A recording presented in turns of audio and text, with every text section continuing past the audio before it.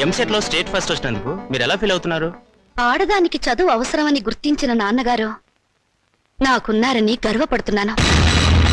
మీ నాన్నగారు మిమ్మల్ని బాగా ఎంకరేజ్ చేసేవారా? ఎంత చేసేవారో నాకు తెలుసు, ఆయనకు తెలుసు. పాపం ఆయన ఎప్పుడు ఇందిరాగాంధీని ఆదర్శంగా తీసుకోమంటారు. మీరు అభిమానించేవాళ్ళు మేడం? నన్ను ద్వేషించేవాళ్ళు. చివరగా మేడం మీ జీవితాశయం ఏమిటో చెప్తారా? పెళ్ళి. పూల మొక్క నీ భవిష్యత్ ఏమిటి అని అడిగితే ఏం చెప్తుంది? తోటమాలిని అడగమని మౌనంగా చూస్తుంది.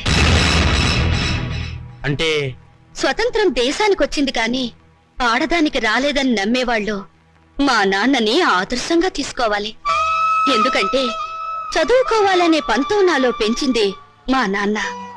తలంటు పోసి మూలన కూర్చోబెట్టి చాదస్తపు భావాలను గుర్తు చేసే ఆయన